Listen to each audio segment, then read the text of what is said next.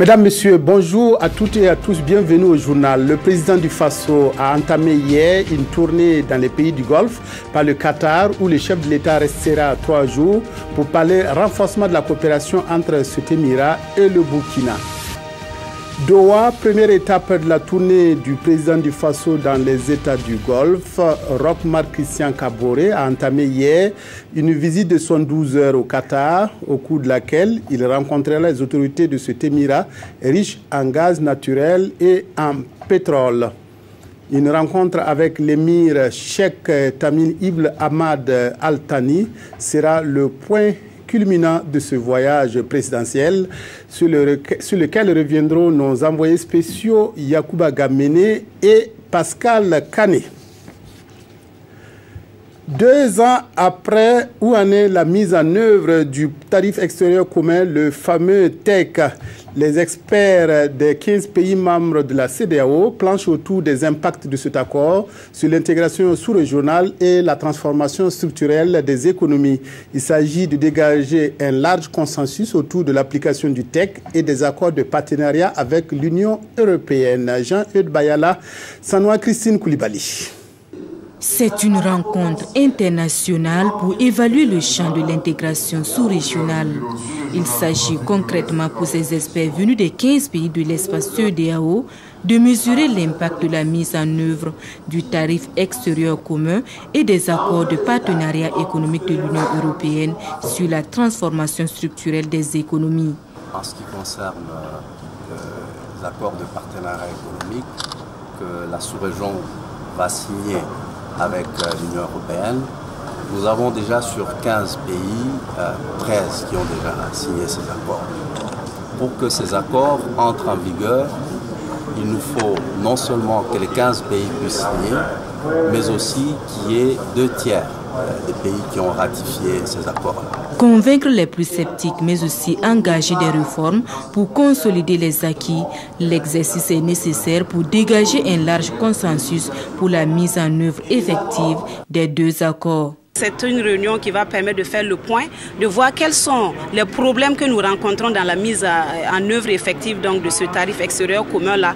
Quelles sont les mesures d'accompagnement et de consolidation qu'on peut offrir à notre État pour que nous puissions tirer au maximum donc, les avantages qui peuvent donc, ressortir donc, de cette mesure-là. Des 2 jours de travaux de Ouagadougou devraient sortir des recommandations pertinentes, réalistes et capables d'impulser une transformation structurelle aux économies des États membres de l'espace CEDEAO.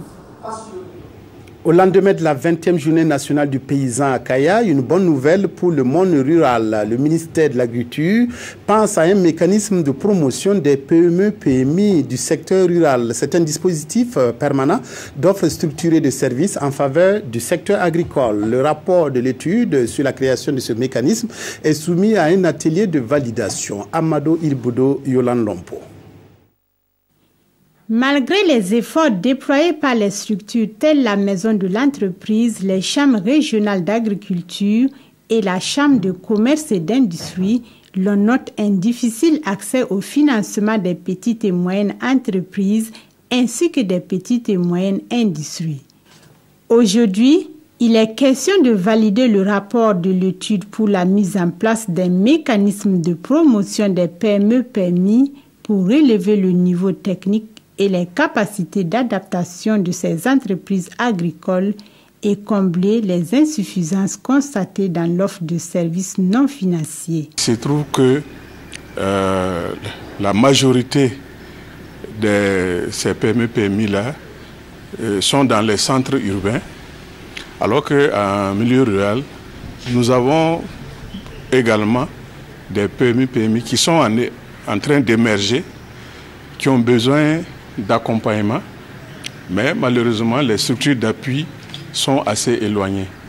Et donc l'objet de l'étude, c'est de pouvoir donc proposer donc un mécanisme qui va venir compléter et renforcer donc le dispositif qui est actuellement appuyé par la Maison de l'entreprise du Burkina Faso. Les travaux de cette étude de faisabilité ont démarré depuis le 29 juin 2016 et sont financés par la Banque mondiale. Le PDG d'Orange Monde en visite au Burkina a inauguré hier les premières liaisons en fibre optique de sa filiale Orange Burkina. Ces fibres desservent Ouagadougou et les villes reliant la capitale burkinabé à la frontière du Ghana. Stéphane Richard a ensuite lancé les travaux de construction de la fibre optique qui reliera Ouagadougou à la frontière ivoirienne. Un réseau de plus de 900 km qui permettra d'avoir le haut débit pour l'opérateur. Reportage Roger Kam, Oumou Cissé. De l'Internet très haut débit pour les clients de Orange Burkina. Et cela est possible grâce aux premières liaisons en fibre optique qui desservent la ville de Ouagadougou et celles reliant Ouagadougou à la frontière avec le Ghana. Et c'est le président directeur général d'Orange qui a procédé à l'inauguration. Il a également procédé au lancement des travaux de construction de la fibre optique qui reliera Ouagadougou à la frontière avec la Côte d'Ivoire. Une interconnexion qui offrira aux entreprises et aux particuliers l'Internet très haut débit pour le transfert rapide de gros fichiers et assurera la sortie du trafic Internet et voies à l'international via le Ghana et la Côte d'Ivoire. Le gouvernement du Burkina Faso, dans son nouveau référentiel de développement qu'est le Plan national de développement économique et social, accorde une place prépondérante au développement de l'économie numérique. Je voudrais donc, une fois de plus, au nom du gouvernement, exprimer toute notre reconnaissance à votre groupe pour cet apport substantiel au développement économique et social de notre pays. Après le lancement des travaux de la nouvelle tranche, Stéphane Richard et sa délégation sont reçus par le Premier ministre. Je lui ai parlé du chantier de la fibre optique. Je lui ai parlé également de la 4G. Pour laquelle, donc c'est la nouvelle génération de téléphonie mobile pour laquelle nous sommes là aussi prêts à investir dès que ce sera possible. Je lui ai également parlé de nouveaux domaines comme l'argent mobile ou l'énergie ou encore le e-gouvernement, dans lequel, tous ces domaines dans lesquels Orange a beaucoup d'expertise. Orange est l'un des premiers opérateurs à utiliser les câbles sous-marins selon son président directeur général.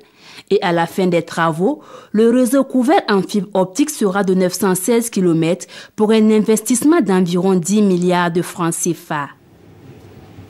Un geste humanitaire a aussi marqué le séjour du PDG d'Orange Monde au Burkina avec le lancement de la fondation Orange Burkina Faso. Ceci a permis de remettre du matériel à l'unité d'hémodialyse au centre hospitalier universitaire Yalagado Ouedraogo, du matériel d'une valeur de 120 millions de francs CFA composé de 5 fauteuils et de 1350 kits de dialyse. Roger Kam, Oumou Cissé. Ces patients souffrant d'insuffisance rénale sont en pleine séance de dialyse. Ils ont droit à une séance tous les 6 jours au lieu de 3 séances recommandées par semaine.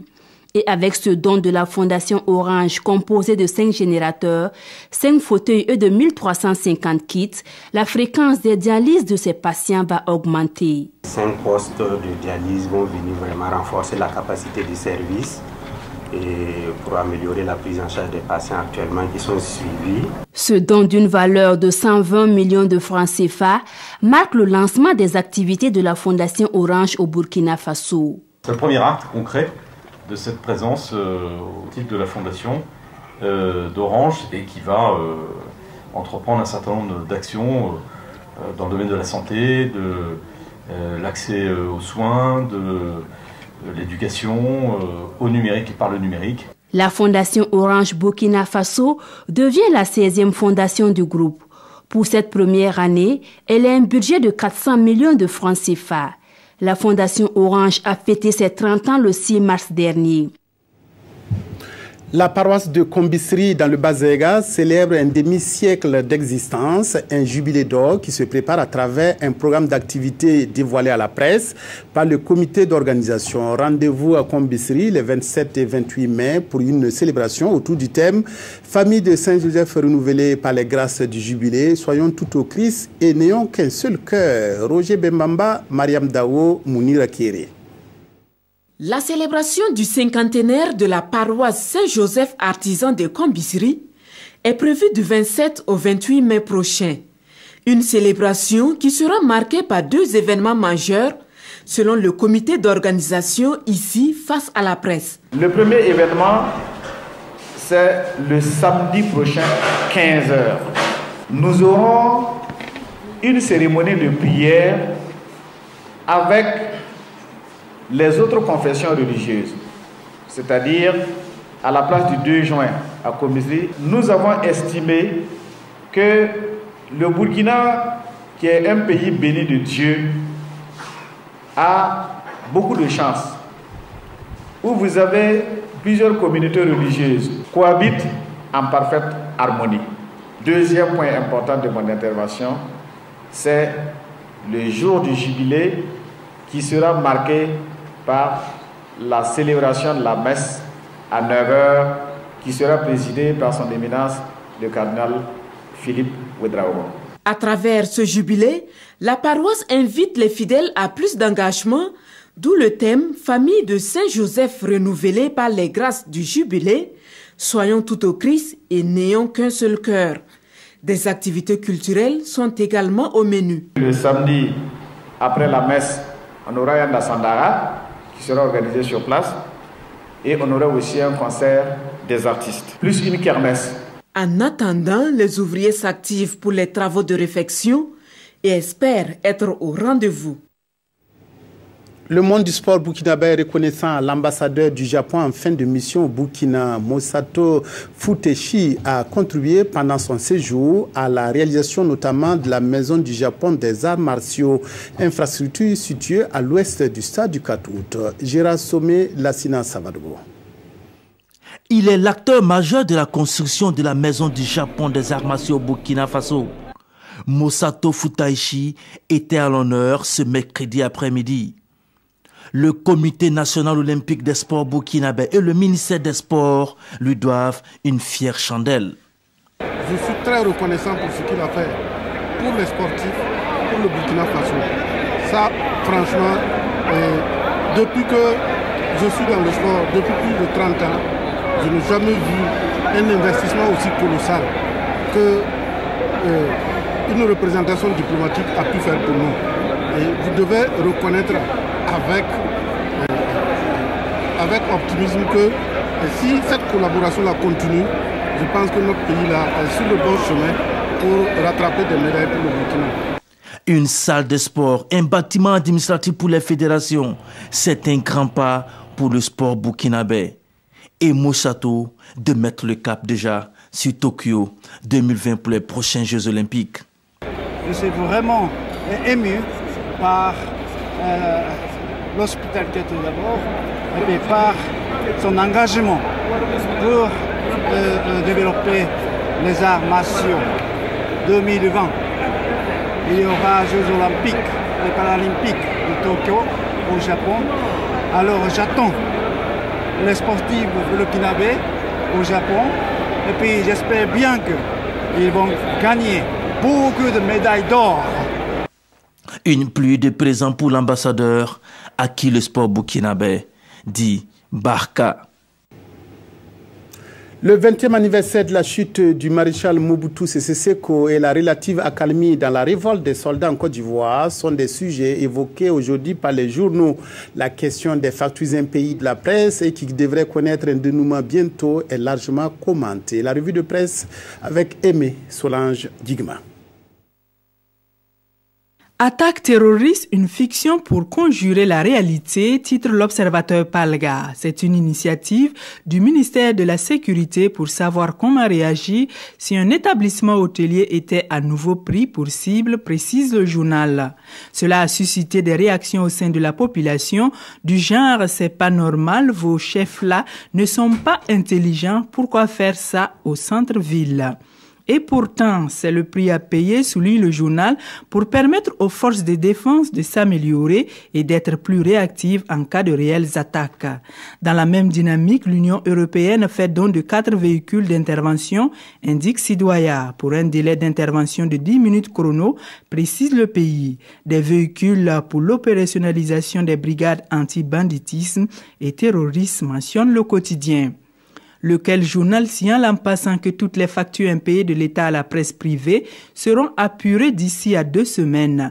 C'est la promesse du Premier ministre Paul Kabatieba faite au patron de la presse privée, indique aujourd'hui au Faso.